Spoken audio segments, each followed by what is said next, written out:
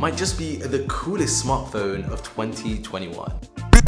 Welcome back to the channel, guys and girls. You're watching me, EMKWAN, here on EMKWAN Reviews. This is the channel where I talk about technology and lifestyle that you're probably thinking about buying or need help with. So the Z Flip 3 alongside the Z Fold 3, which I'll do a separate video on, were recently announced by Samsung. I've been fortunate enough to be using both of these devices, but the Z Flip 3 is the device that I have enjoyed using more than the Z Fold 3, and for many good reasons. I mean, look at it. It looks so cool. The fact that it's this clamshell kind of design means that it stands out immediately. You've basically got this folding style, which is similar to what we saw in the previous generation of the Z Flips, but it has changed now. It looks a bit more industrial, feels and looks more premium. I like what they've done on the front and the back with this glass. This is Gorilla Victus glass, so it should be better in terms of durability. Samsung have also made changes overall to the rigidity of this,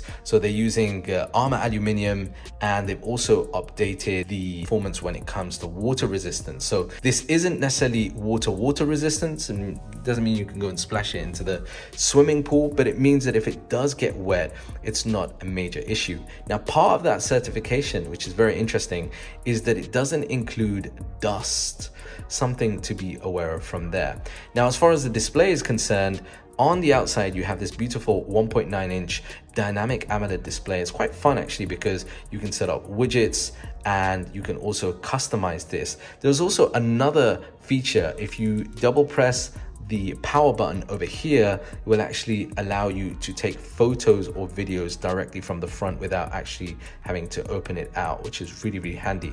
So that 1.9-inch display, and I'm gonna try and do it with one hand, and I failed, opens out to this display, which is a beautiful 6.7-inch FHD Plus dynamic AMOLED display.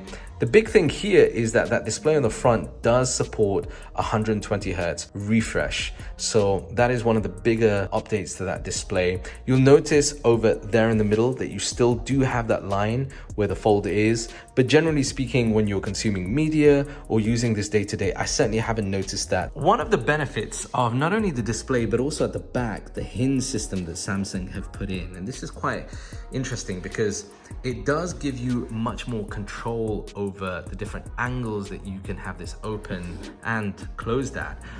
But I mean, it's a great feature to have from a hardware perspective, but it's pointless if it doesn't work with software. And that's really where Samsung have refined the software experience with that, because there's something called flex mode, and you'll notice this within various apps, YouTube being one of them, which I do use it a lot in, and that's the fact that the bottom part of the display over here can be used to scroll through different videos, whereas the top part over here is showing you the actual video that's playing. It's very, very useful.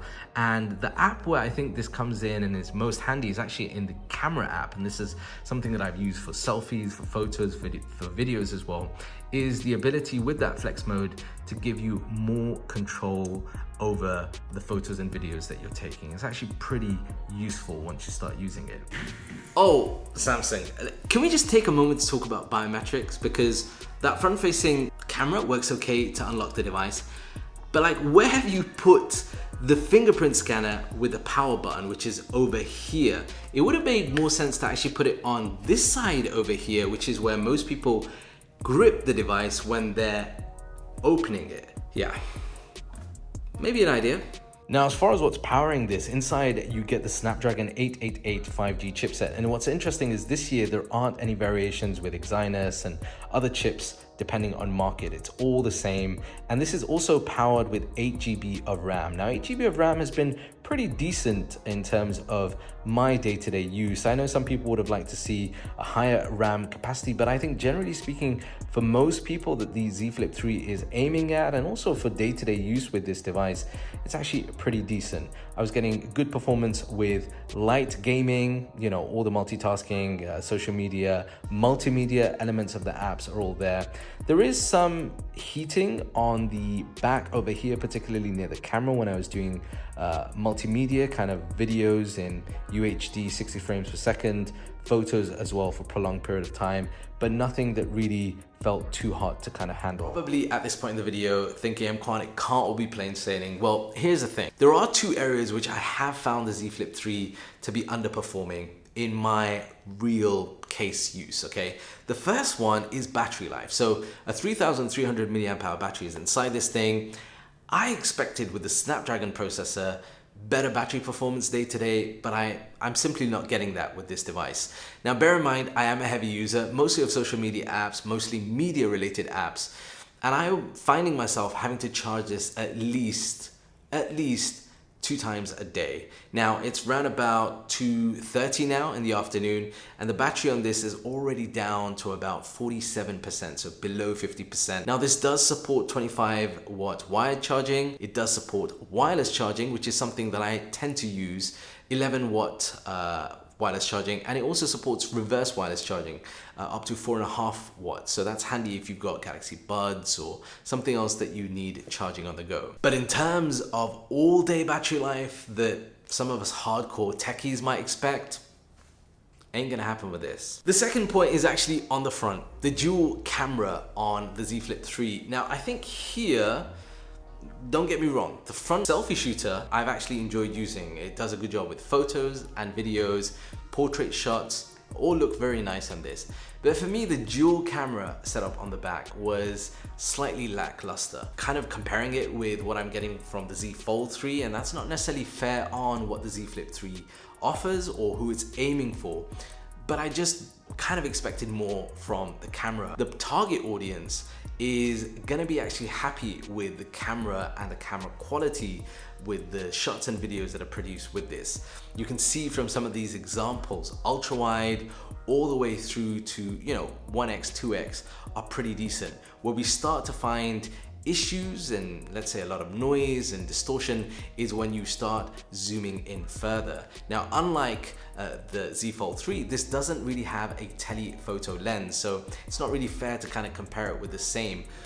But I think for most people, they'll be totally happy with both the photos in normal lighting, going up to about 2x, and photos taken in low light with this as well. Okay, so this is a quick look at video. This is currently being recorded UHD 60 frames per second with steady mode turned off. And this just gives you an idea of what the video and audio quality looks like.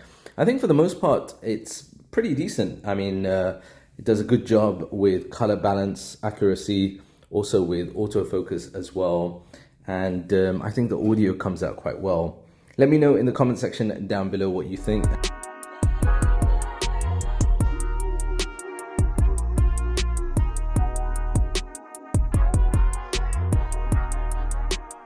And that there is a wrap. I've been waiting to do that all the way through to the end. Look, let's face it, it isn't revolutionary. This folding smartphone doesn't add to the functionality that you would get with the Z Fold 3 or many other folding smartphones.